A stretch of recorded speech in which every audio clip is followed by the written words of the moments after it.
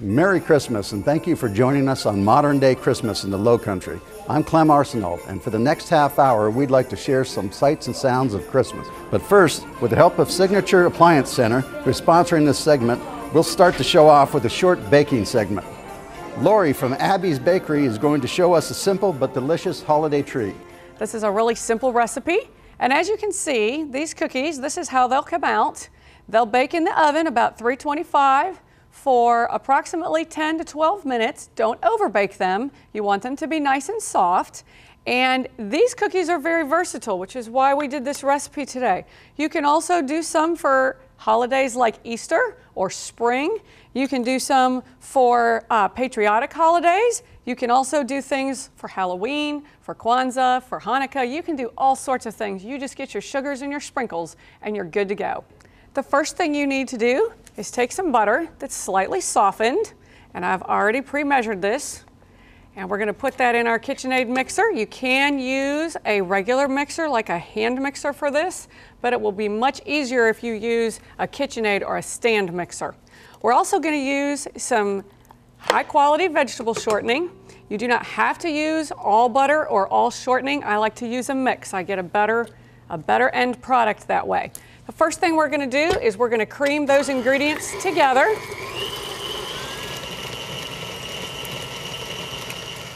One thing that's very important is that you stop and scrape down your sides. Make sure you get everything from the bottom.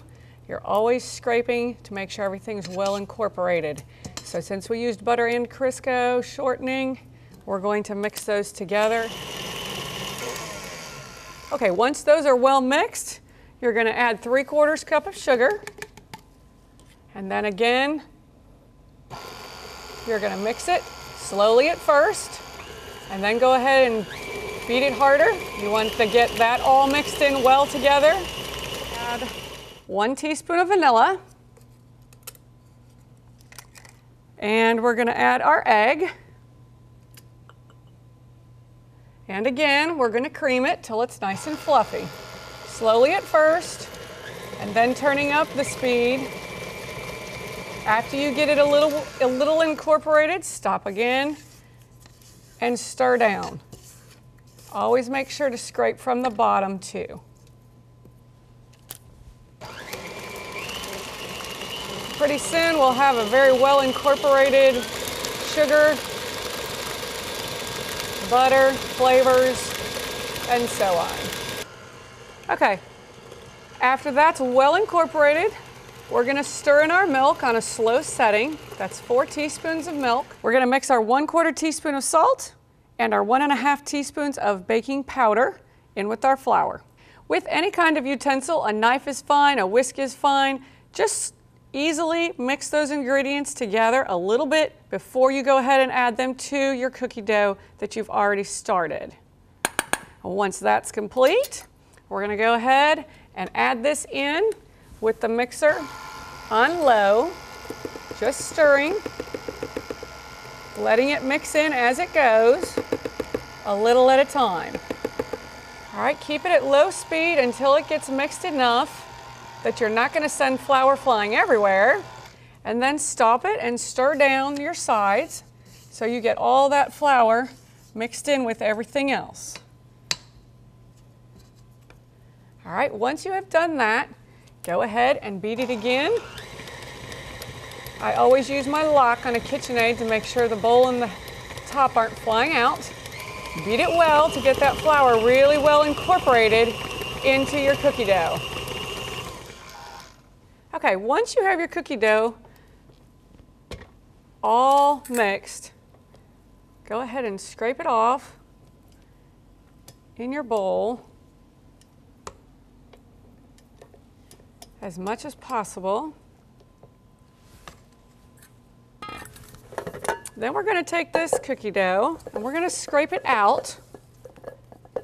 And it needs to chill a little bit before we go on with the rest of everything. So make sure you leave yourself some time for it to chill. And I'm going to scrape this out. And we're just going to put it in the bowl that we used our flour for. And then we'll let it rest in the refrigerator for a little bit before we go ahead and do the rest of our recipe.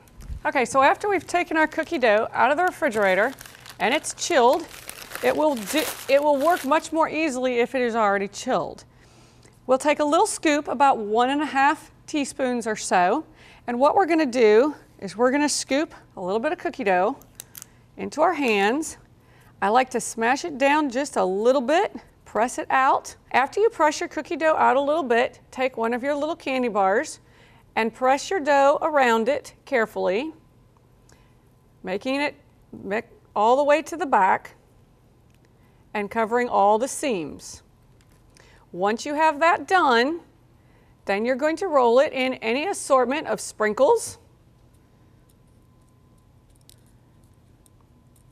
holiday sprinkles, and I try to cover all the sides. You can just put some on top if you'd like, and transfer it to a baking sheet you have already ready with parchment paper on it. I like to do lots of different color sprinkles and make them very pretty. They go well on holiday platters.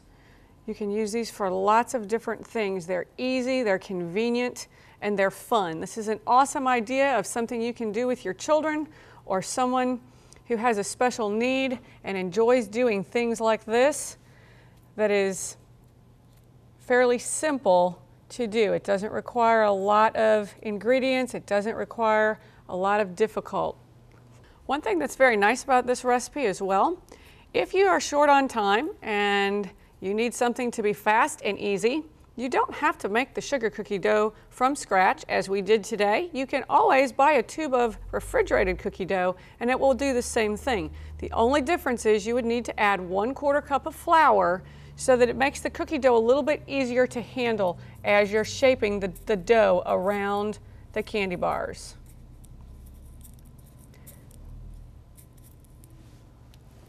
Okay, so we have our cookies all on our tray. Because we'll be using an electric convection oven today, the parchment paper tends to fly up and move in the oven. So we're going to just take some all metal butter knives and put them along the edges so that will hold our parchment paper down while our cookies bake. We'll adjust our cookies a little and they are ready to go in the oven.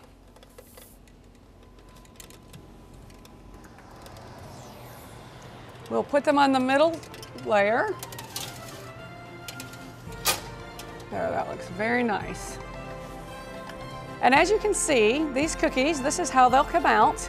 They'll bake in the oven about 325 for approximately 10 to 12 minutes. Don't overbake them. You want them to be nice and soft. And these cookies are very versatile, which is why we did this recipe today. You can also do some for holidays like Easter or spring.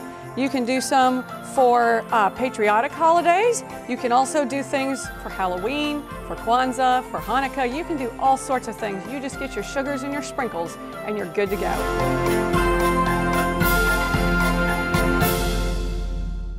Wow, what a great looking treat. I'm sure we'll add that recipe to our list for Christmases to come.